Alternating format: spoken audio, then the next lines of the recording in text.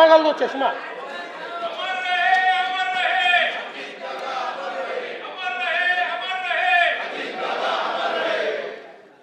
माननीय अध्यक्ष महोदय, मी आज या सभागृहासमोर सन 2026-27 या वर्षाचा अर्थसंकल्प सादर करण्याकरता उभा आहे. हा अर्थसंकल्प केवळ आगामी वर्षाचा जमा खर्च नसून तो विकसित महाराष्ट्र 2047 कडे जाणाऱ्या आपल्या प्रवासाचा एक महत्त्वाचा टप्पा आहे. आपल्या सर्वांचे आराध्य दैवत युगपुरुष छत्रपती शिवाजी महाराज, धर्मवीर स्वराज्य रक्षक छत्रपती संभाजी महाराज, स्वराज्य जननी जिजाऊ माँसाहेब, छत्रपती राजश्री शाहू महाराज, महामानव डॉक्टर बाबासाहेब आंबेडकर, राजमाता पुण्यश्लोक अहिल्यादेवी होळकर, क्रांतिज्योती सावित्रीबाई फुले, साहित्यरत्न लोकशाहीर अण्णाभाऊ साठे या सर्व महामानवांना मी अभिवादन करतो. आधुनिक भारतातील सामाजिक क्रांतीचे अग्रदूत, थोर समाज सुधारक व मानवी ज्योतिराव फुले यांच्या जन्माला 11 एप्रिल 200 वर्ष पूर्ण होत आहेत. त्यानिमित्ताने सन 2026-27 या वर्षात महात्मा फुले यांच्या कार्याचा गौरव करण्यासाठी एक समिती स्थापन करून विविध सामाजिक उपक्रम राबविण्यात येतील व त्यासाठी आवश्यक निधी उपलब्ध करून देण्यात येईल. संत गाडगेबाबा यांचे हे 150वे जयंती वर्ष आहे. त्यानिमित्ताने संत गाडगेबाबा यांचे जन्मस्थळ, कर्मभूमी व अंतिम श्रद्धास्थान या ठिकाणांना एकत्रित जोडून संत गाडगेबाबा तीर्थक्षेत्र सर्किट विकसित करण्यात येईल. ग्रामीण भागाच्या सर्वसमावेशक विकासासाठी प्रमुख राज्यस्तरीय अभियाने एकत्रित करून संत गाडगेबाबा ग्राम समृद्धी अभियान राबविण्यात येईल. तसेच संत गाडगेबाबा उन्नत ग्राम योजनेअंतर्गत 75 गावांमध्ये कृत्रिम बुद्धिमत्तेच्या सहाय्याने नागरिकांचे जीवनमान उंचवण्यासाठी पथदर्शी प्रकल्प राबविण्यात येईल. भारतरत्न डॉक्टर बाबासाहेब आंबेडकर यांच्या महाड, जिल्हा रायगड येथील चौदार तळे सत्याग्रहाच्या शताब्दी वर्षानिमित्त तेथील पायाभूत सोयीसुविधांकरता विकास आराखडा तयार करण्यात येईल. महात्मा फुले, संत गाडगेबाबा व डॉक्टर बाबासाहेब आंबेडकर या महामानवांच्या स्मृतीचे हे विशेष वर्ष लक्षात घेता सन 2026-27 हे वर्ष सामाजिक समता व समरसता वर्ष म्हणून साजरे करण्यात येईल. त्यांच्या कार्याचा गौरव करून विविध सामाजिक उपक्रम राबविण्यासाठी आवश्यक निधी उपलब्ध करून देण्यात येईल. हिंदुहृदय सम्राट बाळासाहेब ठाकरे यांच्या जन्मशताब्दी वर्षपूर्ती निमित्त मी त्यांना अभिवादन करतो. त्यांच्या दादर मुंबई येथील राष्ट्रीय स्मारकाचे पहिल्या टप्प्याचे काम पूर्ण झाले असून दुसऱ्या टप्प्याचे काम जून 2026 पर्यंत पूर्ण करण्याचे नियोजन आहे. तसेच त्यांच्या स्मृतीप्रित्यर्थ काही योजना देखील राज्य सरकार सुरू करणार आहे. त्याचं सविस्तर माहिती पुढे सांगण्यात येईल. कालच जगद्गुरू संत तुकाराम महाराज बीज सोहळा संपन्न झाला. संत तुकाराम महाराजांना वंदन करून देहू येथील राष्ट्रसंत जगद्गुरू संत तुकाराम महाराजांच्या जन्मस्थानाच्या जतन व संवर्धनासाठी विकास आराखडा हाती घेण्याची मी घोषणा करतो. अध्यक्ष महोदय, हे भाषण करताना माझे मन अत्यंत जड झाले आहे. सर्वाधिक वेळा उपमुख्यमंत्रीपद आणि दीर्घकाळ वित्त विभागाची धुरा सांभाळलेले राज्याचे लाडके नेते माननीय अजितदादा पवार आज आपल्यात नाहीत. त्यांच्या जाण्याने राज्याच्या सार्वजनिक जीवनात आणि प्रशासनात कधीही भरून न निघणारी मोठी पोकळी निर्माण झाली आहे. त्यांनी एकूण 11 वेळा राज्याचा अर्थसंकल्प मांडला. अजितदादा व अर्थसंकल्प हे नाते दृढ झाले होते. त्यांच्या करड्या शिस्तीमुळेच महाराष्ट्राची वित्तीय स्थिती कठीण काळातही स्थिर राहिली. काम करणारा माणूस ही त्यांची ओळख आणि त्यांनी दिलेली विकासाची दिशा आजही आपल्याला प्रेरणा देत आहे. त्यांना श्रद्धांजली म्हणून सर्व मान्यवरांशी चर्चा करून त्यांच्या व्यक्तिमत्वाला साजेसे भव्य स्मारक उभारण्यात येईल.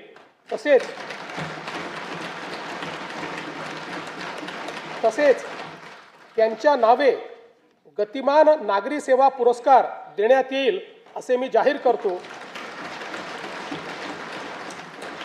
दिवंगत अजितदादांच्या स्मृतींना आजचा हा अर्थसंकल्प मी समर्पित करतो. स्थानिक स्वराज्य संस्थांच्या निवडणुकीत जनतेने महायुतीवर अभूतपूर्व विश्वास दाखवला, त्याबद्दल मी तमाम जनतेचे आभार मानतो. स्थानिक स्वराज्य संस्थांच्या प्रगतीसाठी महायुती सरकार कटिबद्ध राहील याची मी ग्वाही देतो. 16व्या केंद्रीय वित्त आयोगाने केलेल्या शिफारसीनुसार पुढील 5 वर्षांमध्ये राज्यासाठी भरीव निधी प्राप्त होणार असून आपत्ती व्यवस्थापनासाठी केंद्र शासनाने वाढीव निधी देण्याबाबत राज्याची मागणी मान्य केली. याबद्दल मी भारताचे प्रधानमंत्री श्री नरेंद्र मोदीजी यांचे मनपूर्वक आभार मानतो. राज्य शासनाने देखील 6व्या वित्त आयोगाची स्थापना केली होती. या वित्त आयोगाने विहित वेळेमध्ये आपला अहवाल सादर केला.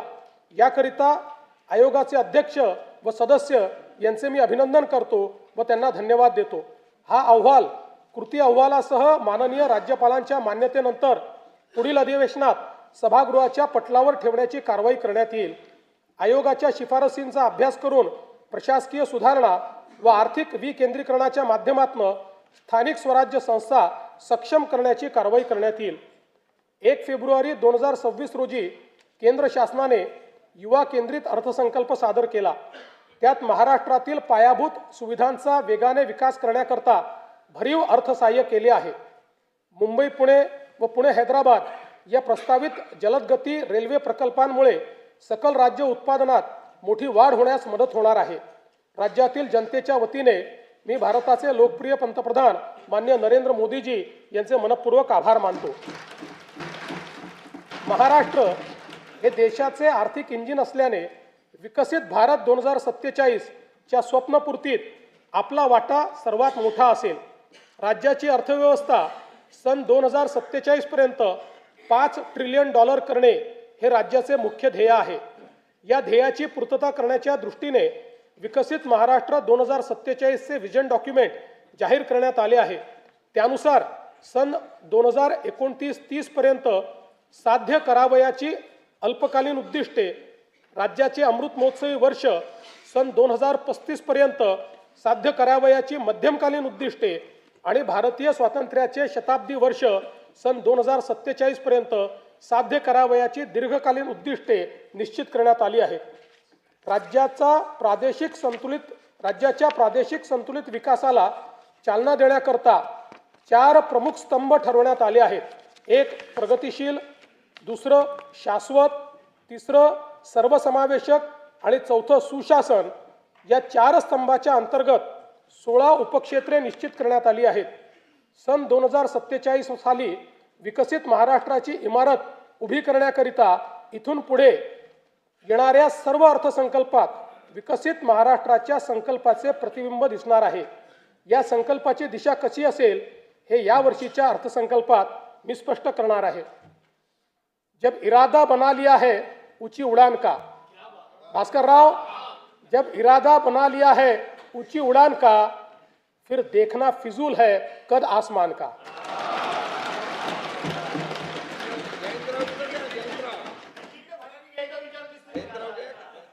स्तंभ पहिला प्रगतिशील महाराष्ट्र, उपक्षेत्र पहिले कृषी संलग्न क्षेत्र आणि ग्रामीण विकास. राज्याचा कृषी GDP सन 2047 पर्यंत $55 अब्ज वरनं $500 अब्ज वर नेण्याचे उद्दिष्ट ठेवण्यात आले आहे. राज्याचा पोशिंदा बळीराजाला केंद्रस्थानी ठेवून शेतीमालाला जागतिक बाजारपेठ उपलब्ध होण्याकरता 10 ते 15 पिकांसाठी एकात्मिक मूल्य साखळी तयार करण्यात येईल. शेतकऱ्यांना सुलभतेने सेवा देण्याकरता ॲग्रिस्टॅक, महावेद, महाडीबीटी आणि इतर डिजिटल प्लॅटफॉर्म्सद्वारे शेतकऱ्यांसाठी एकात्मिक परिसंस्था निर्माण करण्याचे उद्दिष्ट आहे. महाराष्ट्र आज कृत्रिम बुद्धिमत्ता, AI आणि डिजिटल शेतीमध्ये देशभर 30 लाखाहून अधिक शेतकऱ्यांना हवामान अंदाज, पीक सल्ला आणि बाजारभावाची अचूक माहिती मिळत आहे. हा प्लॅटफॉर्म खऱ्या अर्थानं शेतकऱ्यांचा डिजिटल सहकारी आहे. आदिवासी शेतकऱ्यांसाठी आम्ही महाविस्तारमध्ये देहवाली भिली भाषेचा समावेश केला आहे.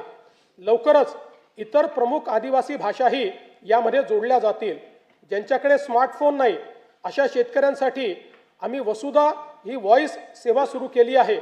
या फोन कॉलवरच पिकांचे आरोग्य आणि कीड व्यवस्थापनाचा सल्ला दिला जात आहे। Agriculture data exchange and sandbox आणि राज्यातील 4ही कृषी विद्यापीठांमध्ये artificial intelligence innovation and incubation centre स्थापन करण्यात येत आहे। यामुळे कृषी स्टार्टअप्सला मोठी चालना मिळेल। या आधुनिक तंत्रज्ञानामुळे शेतीच्या उत्पादन खर्चात 25% कमतरता होऊन शेतकऱ्यांचे उत्पन्न वाढण्यास मोठी मदत होणार आहे। कृषी क्षेत्रातील डेटा व डिजिटल सेवांच्या माध्यमातून शासनाच्या विविध योजनांचा लाभ शेतकऱ्यांपर्यंत जलद व पारदर्शकपणे पोहोचवण्यासाठी राज्यात ॲग्रिस्टॅक योजना राबविण्यात येत आहे। शेतकऱ्यांना फार्मर ID देण्यात महाराष्ट्र देशातील अग्रगण्य राज्य असून फेब्रुवारी 2026 पर्यंत 1,31,00,000 फार्मर ID तयार झाले आहेत। या योजनेत आम्ही आदिवासी वनपट्टेधारक शेतकरी यांचा देखील समावेश करत आहोत। कृषी समृद्धी योजनेअंतर्गत सन 2026-27 ते सन 2029-30 या 4 वर्षाच्या कालावधीत राज्यातील कृषी क्षेत्रात भांडवली गुंतवणूक वाढवून पायाभूत सुविधा निर्माण करण्यात येतील। राज्यात 5 लाख हेक्टर क्षेत्र नैसर्गिक शेतीखाली आणून सकस व पोषणयुक्त नैसर्गिक शेतीमाल उत्पादित करण्यासाठी आगामी 2 वर्षांमध्ये महाराष्ट्र नैसर्गिक शेती अभियान या नवीन योजनेची अंमलबजावणी करण्यात येणार आहे। गोपीनाथ मुंडे अपघात सानुग्रह अनुदान योजनेत शेतमजुरांचा देखील समावेश करण्यात येईल। राज्याच्या कृषी उत्पन्नात पशुपालनाचा वाटा 25% आहे। ही व्याप्ती वाढवण्यासाठी आम्ही मुख्यमंत्री ग्रामीण पशुधन उद्योजक योजना सुरू करत आहोत। पशुसंवर्धन आणि मत्स्य व्यवसायाला आता कृषी समकक्ष दर्जा देण्यात आला आहे। त्यामुळे या क्षेत्रालाही शेतीप्रमाणे सर्व पायाभूत सुविधा आणि सवलती मिळतील, ज्यामुळे मत्स्य आणि पशुजन्य उत्पादनात मोठी वाढ होईल। संयुक्त राष्ट्र संघटनेने हे वर्ष आंतरराष्ट्रीय महिला शेतकरी वर्ष म्हणून घोषित केले आहे। त्यानिमित्त महिला गोपालक, कुक्कुटपालक आणि शेळीपालकांसाठी आम्ही विशेष प्रोत्साहनपर कार्यक्रम राबविणार आहोत। मत्स्य व्यवसाय क्षेत्राच्या विकासासाठी प्रतिवर्षी 1,240 कोटी रुपये आर्थिक भाराच्या मुख्यमंत्री मत्स्य संपदा योजनेस मान्यता देण्यात आली आहे। या योजनेमुळे राज्यातील मच्छीमारांचे आर्थिक व सामाजिक विकासाबरोबरच पायाभूत सुविधा निर्मितीमुळे मत्स्य उत्पादनात वाढ होणार आहे। मुख्यमंत्री ग्राम सडक योजना टप्पा 1 अंतर्गत 97% कामे 30,000 किलोमीटरपेक्षा जास्त पूर्ण झाली असून उर्वरित कामे मार्च 2026 पर्यंत पूर्ण करण्याचे नियोजन आहे। टप्पा 2 अंतर्गत 2,450 किलोमीटर रस्त्यांची कामे पूर्ण झाली असून उर्वरित कामे प्रगतीपथावर आहे। आता आम्ही टप्पा 3 घोषित करत असून त्या अंतर्गत 23,000 किलोमीटर लांबीचे रस्ते व पुलांची कामे हाती घेण्यात येतील। ग्रामीण भागातील शेतपालन रस्त्याच्या मजबूतीकरणासाठी पूर्ण यंत्रसामुग्रीच्या सहाय्याने जलद गतीने काम करण्याकरिता सोपी व सुलभ कार्यपद्धती असलेल्या मुख्यमंत्री बळीराजा शेतपालन रस्ते या नवीन योजनेस मान्यता देण्यात आली आहे। प्रधानमंत्री ग्राम सडक या योजनेचा भाग 1 व 2 अंतर्गत 99% कामे 26,758 किलोमीटर रस्ते व 782 पूल पूर्ण झाली आहेत। प्रधानमंत्री ग्राम सडक योजनेचा भाग 3 अंतर्गत 6,331 किलोमीटर लांबीचे 393 रस्त्यांच्या कामापैकी 5,086 किलोमीटर लांबीची 6,673 कामे तसेच 223 पुलांच्या कामांपैकी 57 पुलांची कामे पूर्ण झाली आहेत। उर्वरित कामे प्रगतीपथावर आहेत। प्रधानमंत्री ग्राम सडक योजना भाग 4 अंतर्गत लोकवस्तीशी न जोडलेल्या वाड्या वस्त्या बारमाही रस्त्याने जोडण्याची कामे हाती घेण्यात येणार आहेत। प्रधानमंत्री आवास योजना ग्रामीण टप्पा 2 अंतर्गत सन 2024-25 व 25-26 करिता 27,87,000 मंजूर घरकुलांपैकी 3,57,000 घरकुले पूर्ण झाली असून उर्वरित घरकुलांची कामे प्रगतीपथावर आहेत। या योजनेअंतर्गत आतापर्यंत 33,410 कोटी रुपये इतका खर्च करण्यात आला आहे। प्रधानमंत्री आवास योजना शहरी व ग्रामीण अंतर्गत बांधण्यात येणाऱ्या घरांवर रूफटॉप सोलर लावण्यासाठी अतिरिक्त अनुदान उपलब्ध करून ऊर्जा स्वावलंबन साध्य करण्यात येणार आहे। PM जनमन आवास योजनेअंतर्गत 54,129 घरकुलांना मंजूर देण्यात आली असून 17,929 घरकुलांचे बांधकाम पूर्ण झाले आहे। उपक्षेत्र दुसरे उद्योग, राज्यातील उद्योग क्षेत्राचे स्थूल उत्पन्न सन 2047 पर्यंत 123 अब्ज डॉलरवरून 1500 अब्ज डॉलरपर्यंत वाढविण्याचे उद्दिष्ट आहे। त्याकरिता उच्च क्षमता असलेल्या क्षेत्रांकरिता मूल्य साखळी निर्माण करणे, प्रत्येक उदयोन्मुख जिल्ह्यात मोठे औद्योगिक समूह उभारण्यात येणार आहेत। तसेच सूक्ष्म लघु व मध्यम उद्योगासाठी अर्थसहाय्य देऊन महाराष्ट्र हे जागतिक उत्पादनाचे केंद्र बनविण्यात येणार आहे। राज्याचे नवीन औद्योगिक गुंतवणूक व सेवा धोरण 2025 जाहीर करण्यात आले आहे। 2047 पर्यंत उद्योग क्षेत्राचा स्थूल राज्य उत्पन्नातील वाटा 30% नेण्याचे आमचे ध्येय आहे। यासाठी इन्व्हेस्ट महाराष्ट्र हा एकसंघ डिजिटल प्लॅटफॉर्म विकसित केला जात आहे। थेट परकीय गुंतवणुकीत महाराष्ट्र देशात अव्वल आहे। राज्यात प्रत्येक जिल्ह्यात सूक्ष्म लघु व मध्यम उद्योग केंद्रे स्थापन केली जातील। या धोरणातून सुमारे 50 लाख प्रत्यक्ष रोजगार निर्माण होईल। याकरिता सूक्ष्म व लघु उद्योगासाठी आयुक्तालय व सेवा क्षेत्रासाठी आयुक्तालय स्थापन करण्याची मी घोषणा करीत आहे। केंद्र शासनाकडून नवी दिल्ली येथे आयोजित राष्ट्रीय एक जिल्हा एक उत्पादन पुरस्कार 2025 सोहळ्यामध्ये महाराष्ट्र राज्याला सुवर्ण पुरस्काराने सन्मानित करण्यात आलं आहे। तसेच राज्यातील रत्नागिरी, नागपूर, अमरावती, अकोला व नाशिक या जिल्ह्यांना राष्ट्रीय पुरस्कार प्राप्त झाले आहेत। नीती आयोगाकडून जाहीर करण्यात आलेला निर्यात सिद्धता निर्देशांक 2024 यामध्ये महाराष्ट्र राज्याला प्रथम स्थान प्राप्त झाले आहे। महाराष्ट्र बांबू उद्योग धोरण 2025 जाहीर करण्यात आले आहे। या अंतर्गत 50,000 कोटीपेक्षा जास्त रकमेची गुंतवणूक आकर्षित करण्यात येणार असून 5 लाख प्रत्यक्ष आणि अप्रत्यक्ष रोजगार निर्माण करण्याचे उद्दिष्ट आहे। एशियाई विकास बँक अर्थसहाय्यित सुमारे 4,271 कोटी रुपयांच्या बांबू विकास प्रकल्पाअंतर्गत औष्णिक विद्युत प्रकल्पात बांबू बायोमासचा वापर वाढविणे, तसेच GIS, ब्लॉकचेन, टिश्यू कल्चर इत्यादीच्या माध्यमातून बांबू मूल्य साखळीचा विकास करण्याचे नियोजन आहे। स्टील हब म्हणून उदयास येत असलेल्या गडचिरोली जिल्ह्यात लोह खनिजावर आधारित विशाल व अतिविशाल स्टील उद्योगांच्या माध्यमातून सुमारे 2,62,000 कोटी रुपये गुंतवणूक व 70,000 पेक्षा जास्त रोजगार निर्मिती अपेक्षित आहे। गडचिरोली जिल्ह्यातील खनिज संपत्तीची वाहतूक सुरळीत होण्याकरता आणि जिल्ह्याच्या विकासाला गती देण्याच्या दृष्टीने रस्ते विकास कार्यक्रम हाती घेण्यात आला आहे।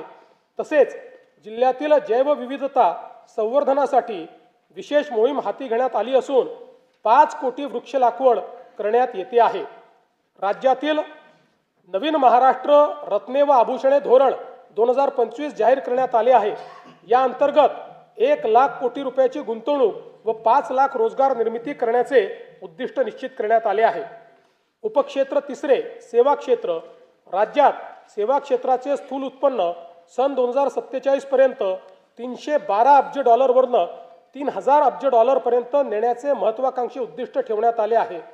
मुंबई आणि पुण्याला 50 अब्ज डॉलरचे मीडिया टेक आणि AVGC केंद्र बनवणे, 30 लाखाहून अधिक रोजगार निर्मिती करण्यासाठी जागतिक क्षमता केंद्र स्थापन करणे, तसेच नव उपक्रम शहरांची उभारणी करण्याचे उद्दिष्ट ठेवण्यात आले आहे। महाराष्ट्र राज्याला ॲनिमेशन, गेमिंग आणि व्हिज्युअल इफेक्ट्स AVGC क्षेत्रात जगात अव्वल बनवण्यासाठी AVGC XR धोरण 2025 जाहीर केले आहे। याद्वारे राज्यात 295 पेक्षा जास्त स्टुडिओ, विशेष पार्क्स आणि स्टार्टअप्सला प्रोत्साहन दिले जाईल। मागील वर्षी केंद्र व राज्य शासन यांच्या संयुक्त विद्यमाने मुंबईत जागतिक दृकश्राव्य मनोरंजन परिषद वेव्ज यशस्वीपणे संपन्न झाली। या क्षेत्रातील उच्च दर्जाच्या शिक्षणासाठी मुंबईमध्ये केंद्र सरकारच्या मदतीने Indian institute of creative technology सुरू करण्यात आली आहे। विकसित महाराष्ट्र 2047 या दृष्टिकोनाशी सुसंगत महाराष्ट्र जागतिक क्षमता केंद्र GCC धोरण 2025 तयार करण्यात आले आहे। मला सांगताना आनंद वाटतो की महाराष्ट्रातील पुणे हे GCC साठी देशातील सर्वाधिक पसंतीचे स्थान ठरत आहे। राज्यात या धोरणाच्या माध्यमातून 400 नवीन जागतिक क्षमता केंद्र स्थापन करण्यात येणार असून 4 लाख उच्च कुशल नोकरीच्या संधी निर्माण करण्याचे उद्दिष्ट आहे। उपक्षेत्र चौथे पर्यटन राज्यात येणाऱ्या पर्यटकांची संख्या सन 2047 पर्यंत वार्षिक 16 कोटीहून 38 कोटीपर्यंत वाढवण्याचे उद्दिष्ट आहे। त्याकरिता मुंबई, सिंगापूर आणि दुबईमध्ये पर्यटन गुंतवणूक कक्ष सुरू करणे, खासगी गुंतवणूक आकर्षित करून जागतिक दर्जाची पर्यटन स्थळे व पर्यटन परिपथ विकसित करणे, तसेच प्रवास 100% डिजिटाइज करून पर्यटन परिसंस्था निर्माण करण्याचे उद्दिष्ट ठेवण्यात आले आहे। महाराष्ट्र पर्यटन विकास महामंडळाच्या सुवर्ण महोत्सवी वर्षानिमित्त निवडक 50 पर्यटन स्थळी पायाभूत सुविधा अत्याधुनिक करण्यासाठी प्रादेशिक पर्यटन विकास योजनेतून प्राधान्याने निधी उपलब्ध करून देण्यात येईल। सातारा जिल्ह्यातील सह्याद्री पर्वत रांगांमध्ये वसलेला वासोटा किल्ला हा छत्रपती शिवाजी महाराजांच्या शौर्याचे आणि रणनीतीचे प्रतीक आहे। पर्यटकांच्या सुरक्षित, सुलभ व पर्यावरणपूरक प्रवेशाकरता मुनावळे ते वासोटा किल्ला रोपवे प्रकल्प करण्याचे नियोजित करण्यात आले आहे। नाशिक येथे रामकाल पथ विकास प्रकल्पाअंतर्गत करण्यात येणारी कामे प्रगतीपथावर आहेत। राज्यातली तिसरी चित्रनगरी नवरगाव तालुका रामटेक जिल्हा नागपूर येथे विकसित करण्यात येणार आहे। रामटेक येथे रामसृष्टी व कालिदास सृष्टी उभारण्यात येईल। तसेच महाकवी कालिदास यांचे जीवनचरित्र सर्वसामान्य जनतेला व नवीन पिढीला कळावे याकरिता चित्रपट निर्मितीसाठी आवश्यक ते सहकार्य केले जाईल। देशातील एकूण 12 ज्योतिर्लिंगांपैकी राज्यात असलेल्या 5 ज्योतिर्लिंगांच्या तीर्थक्षेत्र विकास आराखड्याची प्रभावी व तात्काळ अंमलबजावणी करण्यासाठी भारतीय प्रशासकीय सेवेतील 5 वरिष्ठ अधिकाऱ्यांकडे नियमित आढावा, समन्वय व नियंत्रण करण्याची जबाबदारी सोपवण्यात आली आहे। पंढरपूर मंदिर विकास आराखड्याच्या पहिल्या टप्प्यातील कामे पूर्णत्वाच्या मार्गावर असून पुढील विकास कामांचे नियोजन प्रगतीत आहे। महानुभाव पंथीयांच्या विविध धार्मिक स्थळांच्या ठिकाणी पायाभूत सुविधांचा विकास करण्याची कामे प्रगतीपथावर असून त्याकरिता आवश्यक निधी उपलब्ध करण्यात येईल। स्तंभ दुसरा शाश्वत उपक्षेत्र पहिले शाश्वत शहरी विकास 2047 पर्यंत राज्याची नागरी लोकसंख्या 70% होणार असून स्थूल राज्य उत्पन्नात या घटकाचे 75 ते 80% योगदान असणार आहे। राज्यात शाश्वत शहरी विकास करण्याकरता 10 पेक्षा जास्त सक्षम प्रादेशिक विकास प्राधिकरणे स्थापन करणे, 50 पेक्षा अधिक सुनियोजित बहुउपयोगी शहरी समूह विकसित करणे, वाहतूक केंद्रित विकास तसेच शहरी स्थानिक स्वराज्य संस्थांच्या सेवा 100% डिजिटाइज करण्याचे नियोजन आहे। मुंबई महानगर प्रदेशाची अर्थव्यवस्था 2030 पर्यंत 140 अब्ज डॉलरवरून 300 अब्ज डॉलरपर्यंत नेण्याचे उद्दिष्ट ठेवण्यात आले आहे। वडाळा येथे जागतिक दर्जाचे स्टार्टअप आणि इनोव्हेशन हब स्थापन करण्यासाठी 130 एकर जमीन वाटप करण्यात आली आहे। मुंबई अहमदाबाद बुलेट ट्रेन मार्गातील ठाणे ते तलासरीमधील 3 स्थानकाचे काम 2027 अखेर पूर्ण होणार आहे। बुलेट ट्रेन प्रकल्पाद्वारे निर्माण होणाऱ्या आर्थिक मूल्याचा फायदा घेण्यासाठी विरार, बोईसर आणि ठाणे बुलेट ट्रेन स्थानकाभोवतीच्या क्षेत्राच्या विकासाकरता बृहद आराखडा तयार करण्यात येईल। अटल बिहारी वाजपेयी शिवडी नावासेवा अटल सेतू परिसरात तिसरी मुंबई 3.0 विकसित करण्यात येईल।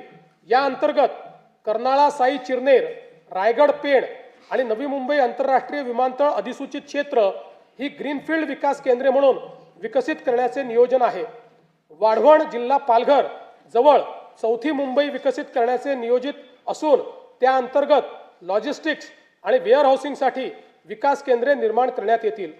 झोपडपट्टी पुनर्वसन प्राधिकरणामार्फत मुंबई महानगर प्रदेशातील 20 लाख झोपडपट्टीधारकांच्या घरांच्या पुनर्विकासासाठी तसेच भाडे तत्वावरील घरांसह 10 लाख परवडणारी घरे विकसित करण्यासाठी बृहद आराखडा तयार करण्यात येत आहे। मुंबई महानगर प्रदेशात नवीन बेकायदेशीर बांधकामे होणार नाहीत याची खात्री करण्यासाठी GIS आधारित मॅपिंगचा वापर करून नो न्यू स्लम फ्रेमवर्क विकसित करण्यात येणार आहे। सदर फ्रेमवर्क पुढे इतर शहरात देखील लागू करण्यात येईल। केंद्र शासनाकडून नीती आयोगामार्फत देशभरातील निवडक क्षेत्रांचा आर्थिक वाढीचा रोडमॅप तयार करण्यात येत आहे। मुंबई महानगराच्या धर्तीवर पुणे, नाशिक, नागपूर व छत्रपती संभाजीनगर ग्रोथ हब प्रकल्पाचा विकास आराखडा तयार करण्यात येणार आहे। नागपूर शहराच्या आर्थिक वाढीला चालना देण्यासाठी नवीन नागपूर म्हणून व्यापार व वित्तीय केंद्र विकसित करण्यात येणार आहे। नागपूर शहराच्या विकास व विस्ताराला चालना देण्यासाठी नागपूर रिंग रोडला देखील मान्यता देण्यात आली आहे। उपक्षेत्र दुसरे, वाहतूक व मालपुरवठा व्यवस्थापन। राज्यात सन 2047 पर्यंत प्रवासी व माल वाहतुकीकरता सलग संपर्क जाळे निर्माण करण्यासाठी 1200 किलोमीटर लांबीचे मेट्रो मार्ग तसेच 6000 किलोमीटरपेक्षा जास्त द्रुतगती मार्ग विकसित करण्याचे नियोजन आहे। मुंबई, पुणे व नागपूर शहरामध्ये एकूण 490 किलोमीटर लांबीच्या मेट्रो मार्गिका उभारण्याचे काम हाती घेण्यात आले असून त्यापैकी 173 किलोमीटर लांबीच्या मार्गिका वाहतुकीसाठी खुल्या करण्यात आल्या आहेत। तसेच आगामी वर्षात 50 किलोमीटर लांबीच्या मार्गिका वाहतुकीसाठी खुल्या करण्याचे नियोजन आहे। सन 2029 पर्यंत आणखी 165 किलोमीटर लांबीच्या मेट्रो मार्गिका या सुरू करण्यात येणार आहेत। वडाळा ते gateway of India Mumbai metro मार्गिका 11 हा 23,487 कोटी रुपये किमतीचा पूर्णतः भूमिगत प्रकल्प हाती घेण्यात आला आहे। या प्रकल्पाचा विस्तार धारावी पुनर्वसन प्रकल्पातून पुढे वांद्रे उपनगरीय स्थानक व वांद्रे टर्मिनस पर्यंत करण्याचे नियोजन आहे। मुंबई विमानतळ आणि नवी मुंबई विमानतळ यांना जोडणारा मुंबई मेट्रो मार्ग 8 हा 22,862 कोटी रुपये किमतीचा प्रकल्प हाती घेण्यात येणार आहे। तळोजा ते खांदेश्वर नवी मुंबई मेट्रो मार्ग 2 या 5,575 कोटी रुपये किमतीच्या प्रकल्पामुळे नवी मुंबई विमानतळापर्यंत वाहतूक व्यवस्थेत लक्षणीय सुधारणा होईल। रस्त्यावरील वाहतूक कोंडी दूर करण्यासाठी मुंबई आणि पुणे शहरात भुयारी मार्गांचे जाळे उभारण्याचा शासनाचा मानस आहे। मुंबई शहरातील ऑरेंज गेट पूर्व मुक्त मार्ग ते मरीन ड्राईव्ह दरम्यान भुयारी मार्ग प्रकल्पाच्या लॉन्चिंग शाफ्टचे बांधकाम पूर्ण झाले आहे। हा प्रकल्प डिसेंबर 2028 पर्यंत पूर्ण करण्याचे नियोजन आहे। मुंबईतील पूर्व आणि पश्चिम परिसराला जोडणाऱ्या गोरेगाव मुलुंड या भुयारी मार्गाच्या पहिल्या टप्प्याचे काम अंतिम स्तरावर आहे। ठाणे ते बोरिवली या 18,838 कोटी रुपये किमतीच्या भुयारी मार्गाचे काम प्रगतीपथावर असून जून 2028 पर्यंत तो पूर्ण करण्याचे नियोजन आहे। खारघर ते तुर्भे या सुमारे 6 किलोमीटर लांबीच्या 2,100 कोटी रुपये किमतीच्या भुयारी मार्गाचे काम सप्टेंबर 2028 पर्यंत पूर्ण करण्याचे नियोजन आहे। एकात्मिक भुयारी मार्ग रस्ता प्रकल्प अंतर्गत वांद्रे वरळी सागरी सेतू ते बुलेट ट्रेन स्थानक, वांद्रे कुर्ला संकुल ते छत्रपती शिवाजी महाराज आंतरराष्ट्रीय विमानतळ जोडण्यात येणार आहे। गायमुख जंक्शन ते फाउंटन हॉटेल जंक्शन दरम्यान सुमारे 6 किलोमीटर लांबीचा भुयारी मार्ग व फाउंटन हॉटेल ते भाईंदर दरम्यान 9 किलोमीटर लांबीचा उन्नत मार्ग प्रस्तावित आहे। पूर्वेकडील अटल सेतू ते पश्चिमेकडील सागरी किनारा मार्ग आणि वांद्रे वरळी सागरी सेतू यांच्या दरम्यान सिग्नल विरहित वाहतुकीकरता शिवडी वरळी या उन्नत मार्गाचे काम प्रगतीपथावर असून सप्टेंबर 2026 पर्यंत हे काम पूर्ण करण्याचे नियोजन आहे। ऐरोली ते कटई नाका या उन्नत मार्गाचे भाग 3 चे काम हाती घेण्यात येत आहे। ठाणे ते नवी मुंबई आंतरराष्ट्रीय विमानतळ असा उन्नत मार्ग बांधण्याच्या प्रकल्पाला मान्यता देण्यात आली आहे। अटल सेतू ते मुंबई पुणे द्रुतगती मार्गापर्यंत 1,102 कोटी रुपये किमतीचा उन्नत मार्ग फेब्रुवारी 2027 पर्यंत पूर्ण करण्याचे नियोजन आहे। दक्षिण मुंबईला समृद्धी महामार्गाशी थेट जोडण्याकरता छेडानगर ते आनंदनगर व आनंदनगर ते साकेत ठाणे या उन्नत मार्गाचे काम डिसेंबर 28 पर्यंत पूर्ण करण्याचे नियोजन आहे। तसेच साकेत ते आमणे या उन्नत मार्गाच्या कामाचा प्रकल्प अहवाल तयार करण्यात येत आहे। स्वातंत्र्यवीर सावरकर वांद्रे वर्सोवा सागरी सेतू या 18,121 कोटी रुपये किमतीच्या प्रकल्पाचे 4ही टप्प्याचे काम प्रगतीत असून हा प्रकल्प मे 2028 पर्यंत अखेरपर्यंत पूर्ण करण्याचे नियोजन आहे। वर्सोवा दहिसर भाईंदर या 22,166 कोटी रुपये किमतीच्या सुमारे 60 किलोमीटर लांबीचा किनारी मार्ग प्रगतीत असून डिसेंबर 28 अखेरपर्यंत पूर्ण करण्याचे नियोजन आहे. मुंबई वाढवण द्रुतगती जोडणी करण्याकरता उत्तम ते विरार या सुमारे 58,754 कोटी रुपये किमतीच्या सागरी सेतूचे काम हाती घेण्यात येत आहे. बाळकुम ते गायमुख या ठाणे किनारी रस्ता प्रकल्पाचे काम प्रगतीपथावर असून प्रकल्प डिसेंबर 2028 पर्यंत पूर्ण करण्याचे नियोजन आहे. अटल सेतूला नवी मुंबई आंतरराष्ट्रीय विमानतळाशी जोडण्याकरता उल्वे किनारी मार्गाचे काम जुलै 2026 पर्यंत पूर्ण करण्याचे नियोजन आहे. पनवेल ते कर्जत या 2,782 कोटी रुपये किमतीच्या प्रकल्पाचे काम अंतिम टप्प्यात असून तो लवकरच वाहतुकीसाठी खुला करण्याचे नियोजन आहे. मुंबई नागरी परिवहन प्रकल्प 3B या 14,907 कोटी रुपये किमतीच्या कामास मान्यता देण्यात आली असून त्यात राज्य शासनाचा 50% आर्थिक सहभाग आहे. या प्रकल्पाअंतर्गत बदलापूर कर्जत, आसनगाव ते कसारा, पनवेल ते वसई या दरम्यान सुमारे 69 किलोमीटर लांबीचे नवीन उपनगरीय रेल्वे कॉरिडॉर प्रस्तावित आहेत. पुणे लोणावळा 3ऱ्या व 4थ्या रेल्वे मार्गिकेच्या 5,100 कोटी रुपये किमतीच्या प्रकल्पास मान्यता देण्यात आली आहे. या प्रकल्पाचा पिंपरी चिंचवड, आकुर्डी आणि तळेगाव या औद्योगिक पट्ट्यांना थेट लाभ होईल. पुणे महानगर मेट्रो रेल्वे प्रकल्प टप्पा 2 मधील खडकवासला स्वारगेट, हडपसर खराडी मेट्रो मार्गिकेच्या उपमार्गिका हडपसर ते लोणी काळभोर आणि हडपसर बस डेपो ते सासवड रोड या प्रकल्पास मान्यता देण्यात आली आहे. पुण्यातील रामवाडी ते वाघोली दरम्यान 11 किलोमीटर लांबीच्या मेट्रो प्रकल्पास देखील मान्यता देण्यात आली आहे. येरवडा ते कात्रज आणि हिंजवडी ते सिंहगड रोड या 54 किलोमीटर दुहेरी भुयारी मार्गाचा व्यवहार्यता अहवाल तयार करण्यात येत आहे. राज्यातील विविध रेल्वे प्रकल्पांसाठी 50% राज्य हिश्श्यासाठी आवश्यक निधी उपलब्ध करून देण्यात आला आहे. महाराष्ट्र अमृतकाल रस्ते विकास योजना 2025 ते 47 अंतर्गत राज्यातील रस्त्यांचा टप्प्याटप्प्याने विकास केला जाईल. या योजनेत 6,272 किलोमीटरचे द्रुतगती मार्ग, 14,919 किलोमीटरचे राज्य व जिल्हा मार्ग तसेच 4,247 किलोमीटरचे पर्यटन परिपथ समाविष्ट आहेत. ही योजना महाराष्ट्राला $5 ट्रिलियन अर्थव्यवस्थेकडे नेण्यासाठी महत्त्वाची ठरणार आहे. पवनार जिल्हा वर्धा ते पत्रादेवी जिल्हा सिंधुदुर्ग या शक्तिपीठ महामार्गाच्या कोल्हापूर व सिंधुदुर्ग जिल्ह्यातील सुधारित संरेखनास मान्यता देण्यात आली असून भूसंपादनाची कारवाई अंतिम टप्प्यात आहे. कल्याण जिल्हा ठाणे ते लातूर पर्यंत ग्रीनफील्ड द्रुतगती महामार्ग उभारण्याचे प्रस्तावित असून त्याच्या संरेखनाची कारवाई सुरू आहे. राज्यातील 1,000 पेक्षा अधिक लोकसंख्या असलेल्या महत्त्वाचं आहे राज्यातील 1,000 पेक्षा अधिक लोकसंख्या असलेल्या गावांना कॉन्क्रीट रस्त्याने जोडण्यात येईल असे मी घोषित करत आहे. त्यासाठी एशियाई विकास बँकेच्या सहाय्याने 4,500 कोटी रुपये किमतीचा कार्यक्रम राबविण्यात येणार आहे.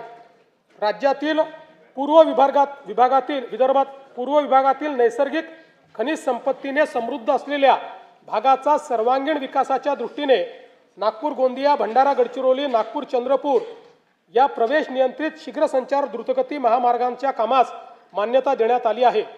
वाढवण बंदराला देखील समृद्धी महामार्गाने जोडण्याकरता तवा ते भरवीर माल वाहतूक कॉरिडॉरच्या कामास मान्यता देण्यात आली आहे. पुणे ते शिरूर हे 53 किलोमीटर लांबीचे 7,514 कोटी रुपये किमतीचे उन्नत मार्गाचे काम मंजूर करण्यात आले आहे.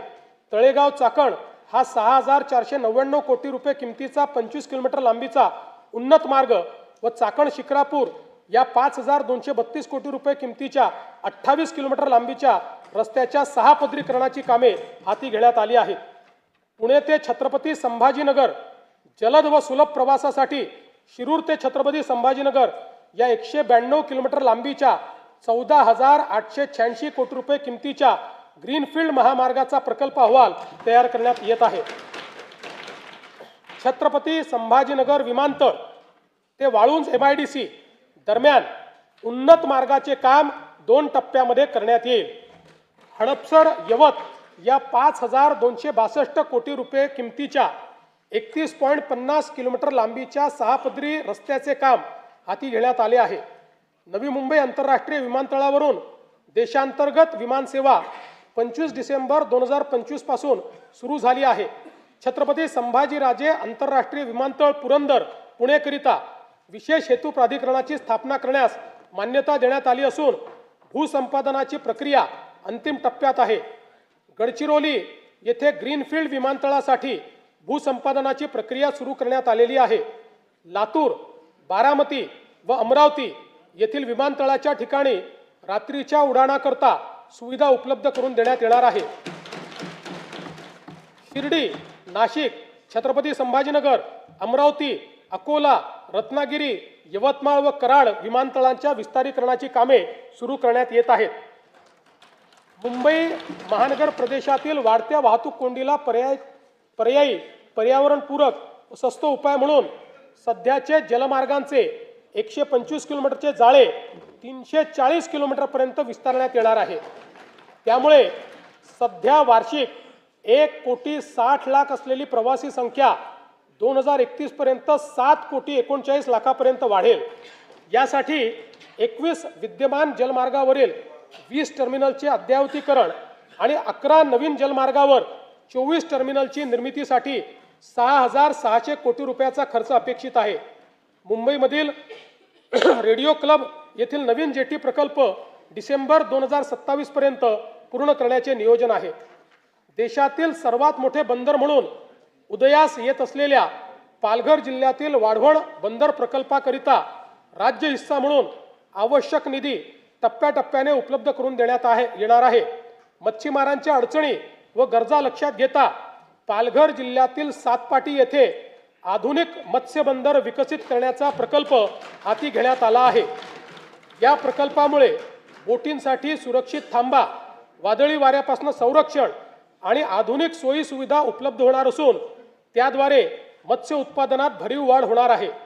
वाढवण बंदर प्रकल्पातून 12 लाखाहून अधिक थेट रोजगार निर्मिती होणार आहे. वाढवणच्या आसपासच्या सुमारे 44 गावामधील स्थानिक तरुणांना रोजगार देण्यासाठी वाढवण बंदर कौशल्य विकास कार्यक्रम राबविण्यात येत आहे. राज्य शासनाने महाराष्ट्र राज्य जहाज बांधणी, जहाज दुरुस्ती व जहाज पुनर्वापर धोरण 2025 जाहीर केले आहे. या धोरणाअंतर्गत मरीन शिपयार्ड क्लस्टर विकसित करण्यात येणार असून ग्रीनफील्ड जहाज बांधणी क्लस्टर प्रकल्पासाठी आवश्यक तरतूद करण्यात येणार आहे. उपक्षेत्र तिसरे, ऊर्जा आणि शाश्वतता. सन 2047 पर्यंत 75% स्वच्छ ऊर्जा मिळवण्याचे राज्याचे उद्दिष्ट आहे. यासाठी राज्यात सौर, पवन आणि हरित हायड्रोजन प्रकल्पांना चालना दिली जात आहे. मुख्यमंत्री बळीराजा मोफत वीज योजनेअंतर्गत 7.5 हॉर्स पॉवर पर्यंतच्या कृषी ग्राहकांना वीज बिलामध्ये 100% सवलतीच्या अनुषंगाने योजनेच्या अंमलबजावणीपासून तर फेब्रुवारी 2026 पर्यंत 32,756 कोटी रुपये वितरित केले आहेत आणि सन 2026-27 मध्येही ही योजना सुरूच राहणार आहे आणि त्याकरता 20,000 कोटी रुपये एवढा निधी आरक्षित करण्यात आलेला आहे. मुख्यमंत्री सौर कृषी वाहिनी 2.0 अंतर्गत एकूण 16,000 मेगावॅट सौर ऊर्जा क्षमता स्थापित करण्याचे उद्दिष्ट ठरविण्यात आले आहे. त्यामुळे राज्यातील 100% कृषी पंप ग्राहकांना दिवसा वीज पुरवठा करण्याचा उद्देश साध्य होणार आहे. या योजनेअंतर्गत आतापर्यंत 3,449 मेगावॅट क्षमता कार्यान्वित झाली असून डिसेंबर 26 पर्यंत सुमारे 10,000 मेगावॅट अतिरिक्त क्षमता ही निर्माण होणार आहे. प्रधानमंत्री कुसुम घटक ब योजनेअंतर्गत मागेल त्याला सौर कृषी पंप योजनेअंतर्गत एकूण 6,63,324 सौर कृषी पंप स्थापित करण्यात आले आहेत. कुसुम घटक ब योजनेच्या अंमलबजावणीमध्ये महाराष्ट्र राज्य हे देशात प्रथम क्रमांकावर आहे. मला सांगण्यास आनंद वाटतो की मागेल त्याला सौर कृषी पंप योजनेअंतर्गत डिसेंबर 2025 या एकाच महिन्यात 45,911 इतके सौर कृषी पंप बसवून महाराष्ट्र राज्याची गिनीज बुक ऑफ वर्ल्ड रेकॉर्डमध्ये नोंद झाली आहे. प्रधानमंत्री सूर्यघर मोफत वीज योजनेची अंमलबजावणी देशात राज्य दुसऱ्या क्रमांकावर आहे. आतापर्यंत 4,57,000 घरगुती ग्राहकांनी 1,735 मेगावॅट पेक्षा जास्त क्षमतेचे रूफटॉप सोलर स्थापित केले आहेत। या ग्राहकांना 3,200 कोटी रुपये सबसिडीचा लाभ देण्यात आलेला आहे। 0 ते 100 युनिट वीज वापरणाऱ्या ग्राहकांसाठी स्वयंपूर्ण महाराष्ट्र आवासीय रूफटॉप सोलर योजना स्मार्ट योजना मंजूर केली आहे। या योजनेत 5 लाख लाभार्थ्यांसाठी 635 कोटी रुपयांचे अनुदान राज्य शासन देणार आहे। राज्याची पुढील 10 वर्षाची स्वच्छ व पर्यावरणपूरक ऊर्जेची गरज विचारात घेता महाराष्ट्र नवीनीकरणीय ऊर्जा आणि ऊर्जा साठवणूक धोरण 2025 ते 35 जाहीर करण्यात आले आहे। त्या अंतर्गत सन 2029 पर्यंत 50% आणि 35 पर्यंत 65% हरित ऊर्जा प्राप्त करून घेण्याचे उद्दिष्ट आहे। या धोरणामुळे राज्यात 3 लाख कोटी रुपयाची गुंतवणूक अपेक्षित असून राज्याला वस्तू व सेवा कराच्या माध्यमातून 15,600 कोटी रुपयाचे उत्पन्न मिळणार आहे।